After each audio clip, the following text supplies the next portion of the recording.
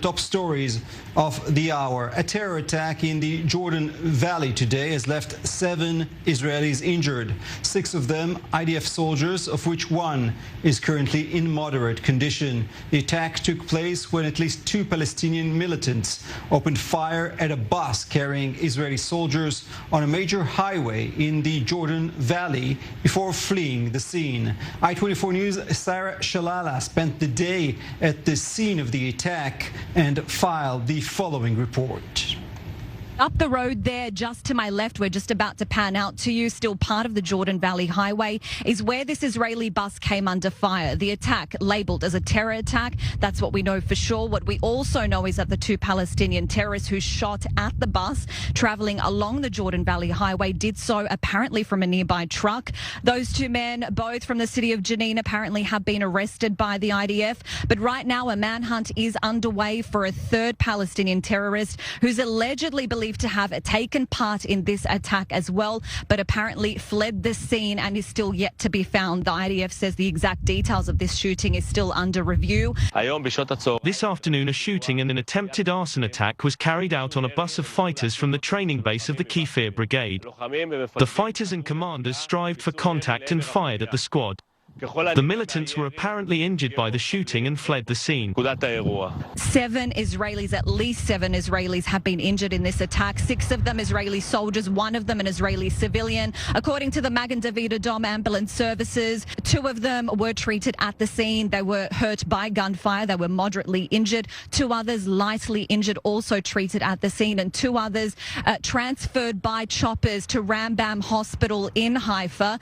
They're there for medical treatment as we speak. Several firearms belonging to the terrorists have also been discovered at the scene. The gunman's getaway vehicle was also found on fire nearby to the scene. Of course, lots of condemnations now coming up from Israeli leaders Lapid and Gantz, praising the security and rescue forces, but also saying that they will come after whoever is hurting the state of Israel as well. Sarah Shalala for I-24 News.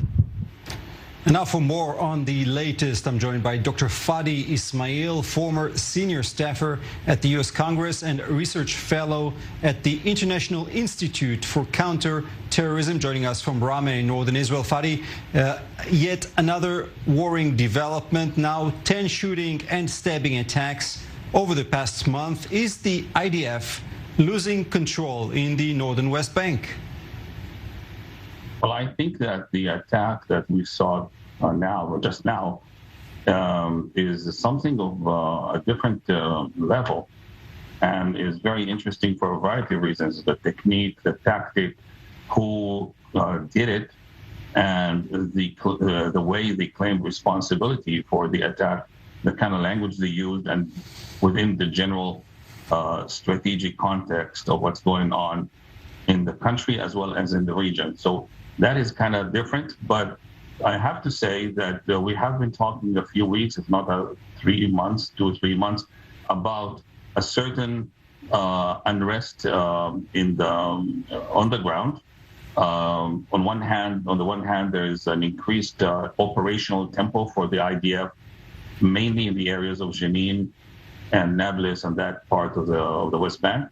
On the other hand, we also are seeing more and more activity against IDF and settlers targets, mostly in the West Bank. So yes, something is going on, and what happened today on several points that I've just mentioned is of a different level. We should pay close attention to this. Yes, Fadi, we see arrests of terror operatives almost every night. But should Israel start a wider campaign? Should we see larger forces of the IDF? Is Israel doing enough? No, you never do enough. That's simply impossible. There's no mathematical way of doing enough.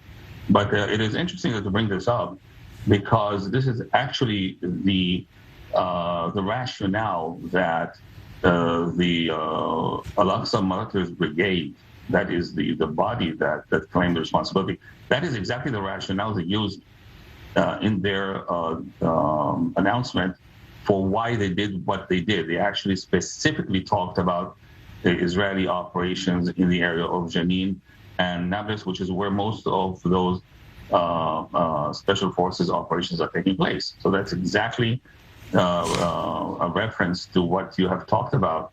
So are we going now into some kind of a very fast escalation? Very possibly, because if you look at the general, as I said, there's a general context to that. The body that has claimed responsibility is a body that was basically almost non-active since, technically not active, since 2006, the Martyrs Brigade. And the leadership of it, most of it is killed. There are a few of them in jail, like Marwan Barouti and Zacharias Brady, who recently escaped prison and was brought back to prison. That whole famous debacle that was there. This body was, like, theoretically not very active since 2006. Now they're back and they're claiming responsibility for operations. Does that have to do something with the general attempt by Hamas and others and Islamic Jihad and so on to heat up the field in the West Bank?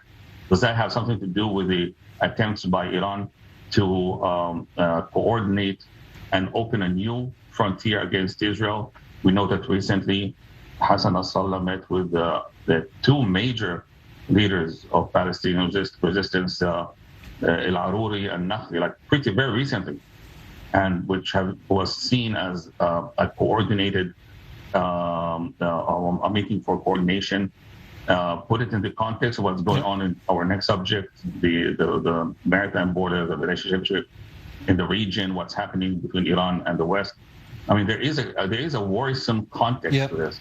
And I'm one of those people. The school that I believe in says that everything that happens in the field, you cannot really read without the context that's happening around it.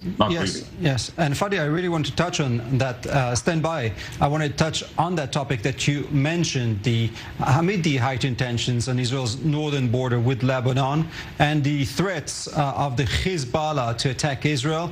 Today, the Saudi broadcaster Al Arabiya is reporting that the maritime border deal between Israel and Lebanon is almost complete. According to the report, Lebanon will get the Kana offshore field, but will have to pay Israel compensation for extracting natural gas there. And meanwhile, the Karish field, which Lebanon claims, will remain under full Israeli control. Fadi, you're still with us.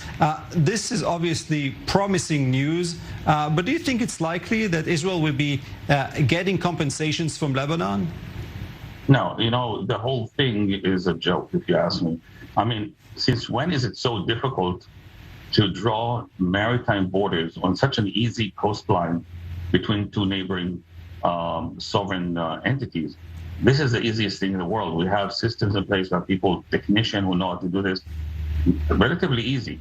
This entire debate, this entire so-called conflict or dispute is, in my opinion, completely unreal. All over the world, we have maritime borders. The coastline in the East Mediterranean is a relatively very easy one to divvy. I mean, look what we have borders with Egypt, with the Gaza Strip, and with all Lebanon. I mean, what's the question here?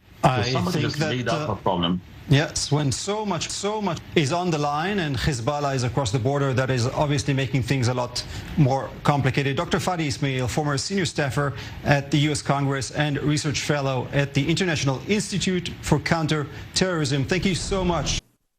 Well, nobody's gotten to the bottom of 9/11, unfortunately, and they should have. Well, nobody's gotten to the bottom of 9/11, unfortunately, and they should have. Well, nobody's gotten to the bottom of 9/11, unfortunately, and they should have.